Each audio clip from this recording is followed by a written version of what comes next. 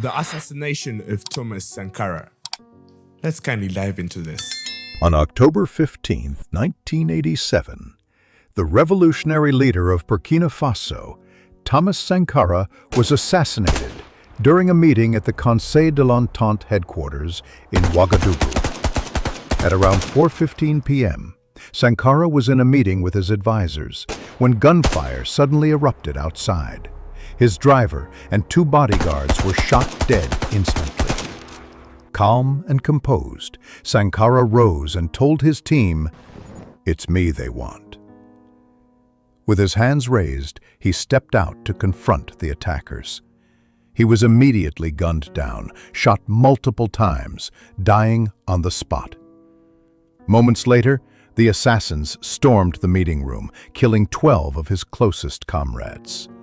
Only one man, Aluna Traoré, survived. The attackers were soldiers loyal to Blaise Compaoré, Sankara's longtime ally and friend.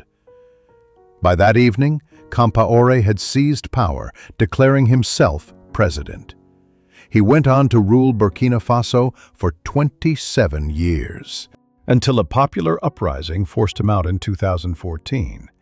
In 2022, he was sentenced, in absentia, to life imprisonment for his role in the assassination.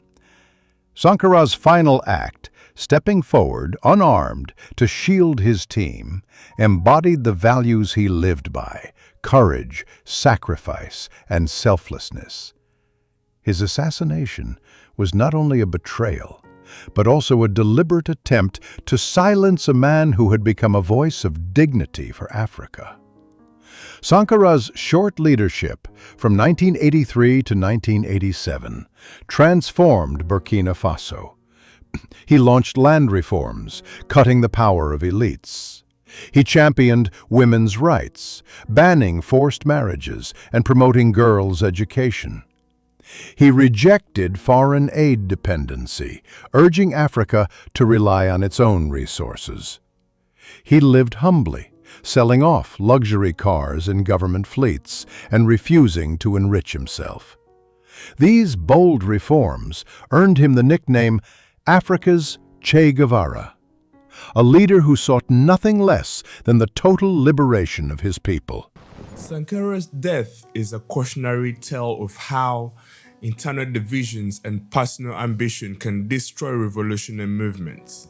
The enemy is often not just external powers, but those closest to leadership.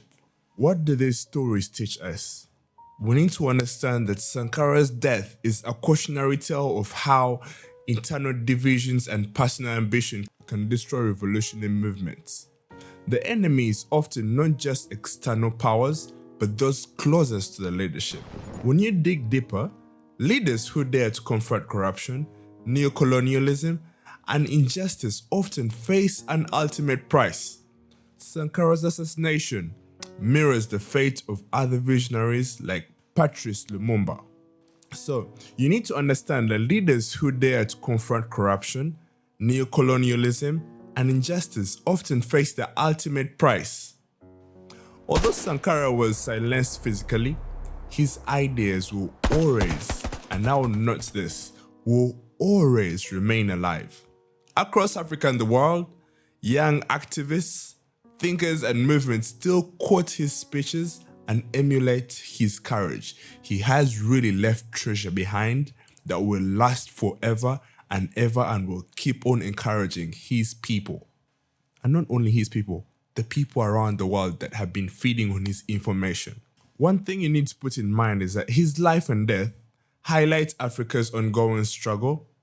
Independence was declared, but true sovereignty, economic, political, and cultural remains fragile, often undermined by external and internal betrayal. So, we need to understand one thing. Thomas Sankara's assassination was more than the fall of a president. It was an attack on a dream of Africa that could stand tall, independent, and just. Yet, his spirit survives in every call for African unity, every fight against corruption, and every demand for dignity. When he was dying, his final words were not spoken but shown. By walking forward, unafraid, he left a message for generations. True leadership is service, courage, and sacrifice. These are words from a once wise man, His Excellency Thomas Sankara. Rest in eternal peace. It's your boy Kev Kelly once again at the main network. Remember to subscribe and like. I'll leave my peace out to you.